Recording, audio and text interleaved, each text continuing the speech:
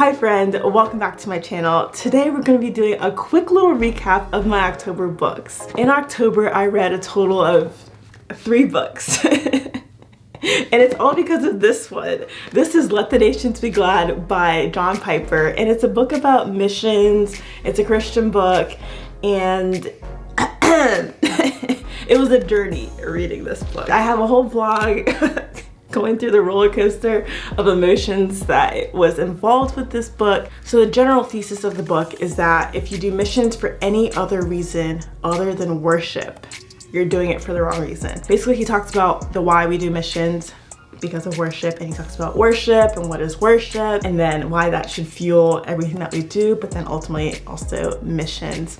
And so this book, I personally feel like it's a graduate level book. It's just dense. It is just so dense, and I had to reread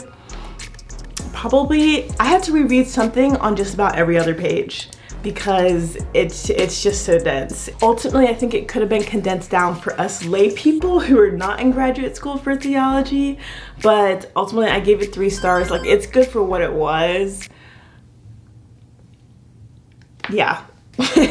So if you're interested in maybe a slow burn, the slowest of burns, this is your book.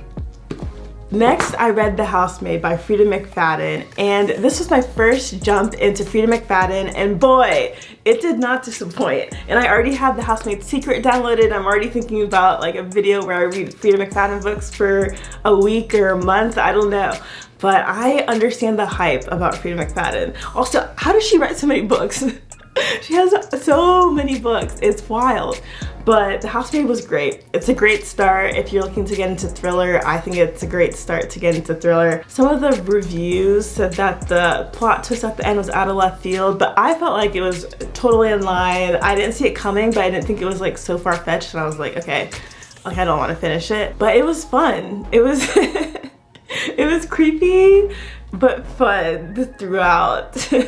You had a sense that something is off. And it was. I personally would recommend, I've already read another Freida McFadden book, The Gift, which is a little novelette, and that was also really great, but I ended up giving this one 4 stars. I'm interested to see if there will be a 5-star thriller. Also, I should say this is a good redemption from the guest list, because the guest list I ultimately gave 2 stars. Even though I will try Lisa Foley again, the guest list was 2 stars. But this 4 stars, and I'm like, let me get through all of Freida McFadden's books. So it was great. And it's on Kindle Unlimited. So if you have a Kindle, and if you have Kindle Unlimited, then definitely pick it up. But a little recap of the book. So basically there's a woman, and she is hired as a housemaid for this couple with a daughter.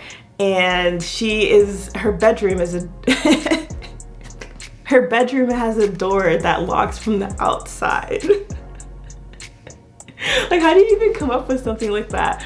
But I mean, obviously that's just, it's like, why does it lock from the outside? And, chaos ensues. But yeah, and there's a little bit of romance in there. I don't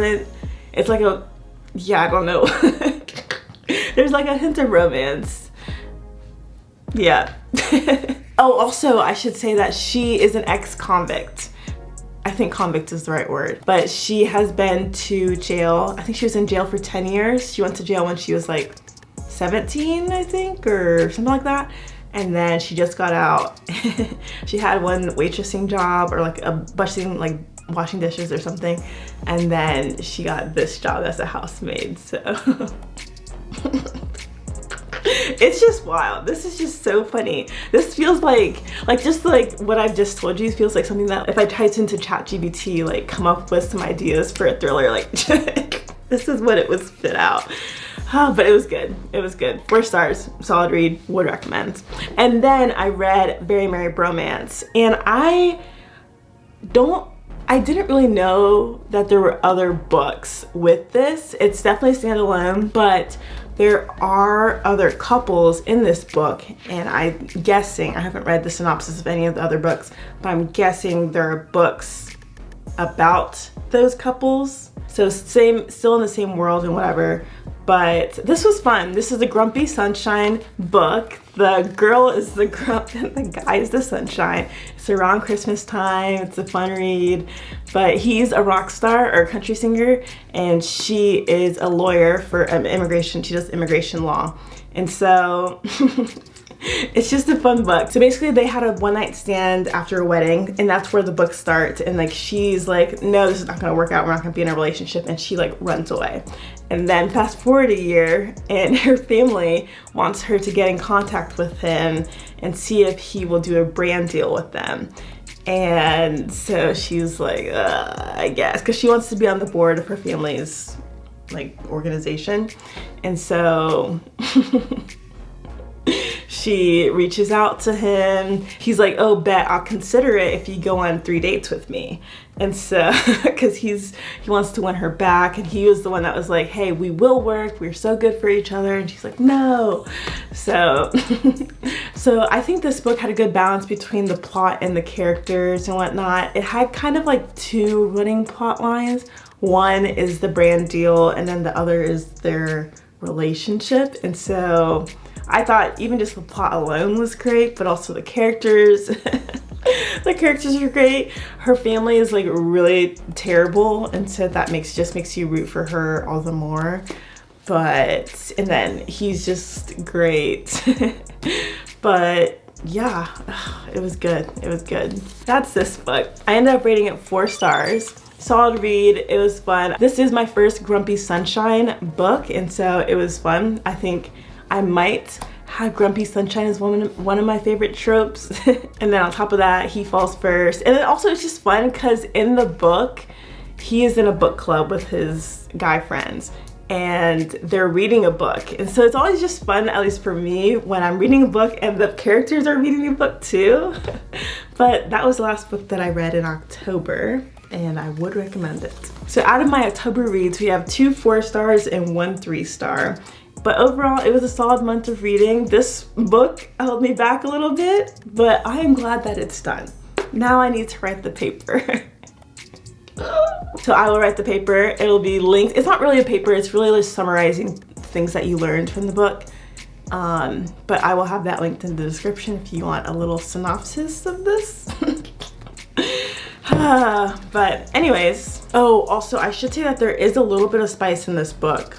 Obviously, I mean, they have the one-night stand, but that's not the script. It's like they wake up, and then I think there's like maybe 2 scenes. I think 3 spice level. So take that for what you may. That's it for my October reads, and if you couldn't tell, I'm getting into my Bookmas books. So stay tuned for that in about a month. But otherwise, thank you for watching. If you want to keep up with what I'm reading in real time, you can check me out on Goodreads. And with that, I'll see you in the next one. Bye. Also, really quick, here are some quotes from the book that I underlined. One is, this is Colton, the boy. He said, "You should know, honey, that I'd rather be insulted by you than fawned over by anyone else." Like, he's just such a sunshine, and she's such a grump.